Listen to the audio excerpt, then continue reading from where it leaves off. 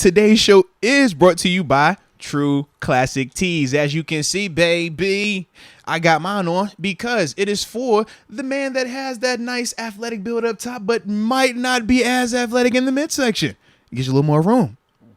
Talk about that margin of error. You want the margin of error in the right places. And that's what True Classic Tees brings to you, but not just with the t-shirts that they do have in all type of prime colors, which is perfect because it goes with literally everything.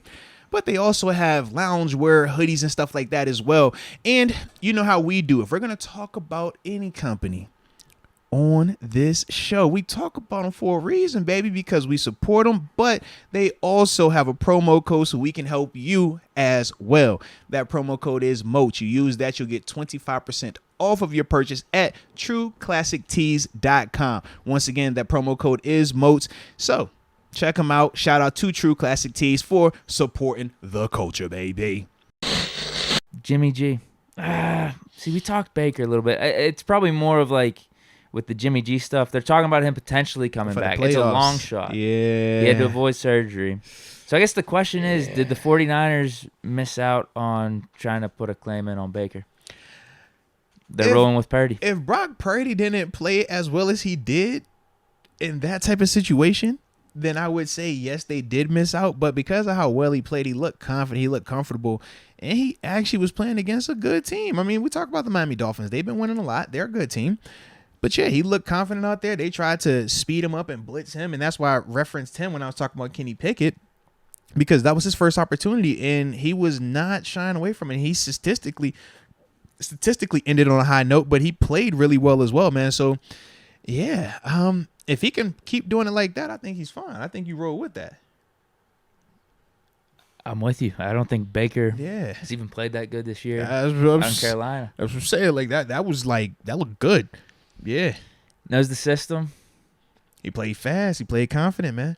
And he got the talent around him. I just don't know what their other options are really with the trade deadline being over. Well, and the other issue is this. Whoever you bring in, it's not just are you upgrading that quarterback, it's how quickly can they pick up this offense running at a high level, because there's so much detail that goes into it, man. So even if Brock Purdy isn't as talented as somebody else that you might acquire in free agency or through, well, you can't trade right now, but through free agency, it's like, man, at least you got a guy that knows the system. He's going to know every shift. He's going to know every check. So you're not worrying about Christian McCaffrey still getting on this moving train and now having a quarterback that's getting on that moving train as well. It's like, no, we got some type of calmness to this. So yeah. Yeah, Niners just kind of got unlucky with all this. First, Trey Lance goes down, which actually I think was a blessing in disguise. And then they start cooking with Jimmy G. Yeah, he goes down again, and now you're on your third stringer. And this is probably one of your better teams that you've had over these last couple years since the Super Bowl. Yeah. I think you just got to roll with Purdy. And then the interesting question for me then is, if you're winning, you're doing all right with Purdy. Maybe you go on a 1 or 2 run in the playoffs. And Jimmy G's available. They're saying the time frame would be like the NFC Divisional or NFC Championship. That's what it have to be, yeah. Do you go with Jimmy G or do you stick with the hot hand? Why wouldn't you go to Jimmy G? Dude, if you're winning with Purdy though, and he's not killing you, like it's not like a limited This version. is only a debate for you.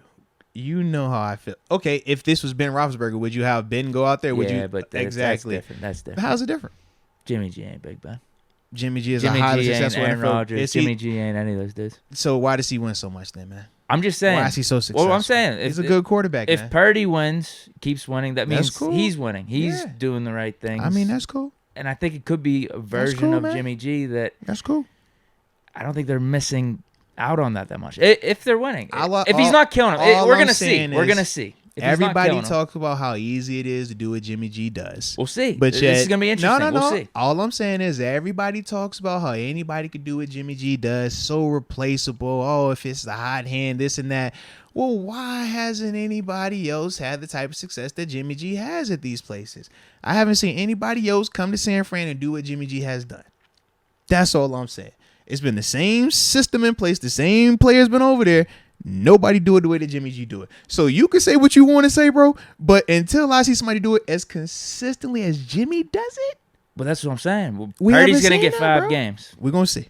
If it's bad for 5 games, of course, you throw Jimmy G in and somehow they luck a win in the playoffs, and it's in spite or despite of Purdy. But if like Purdy's doing Jimmy G type of stuff, I'm gonna pat Purdy on the back and say thank you for your service.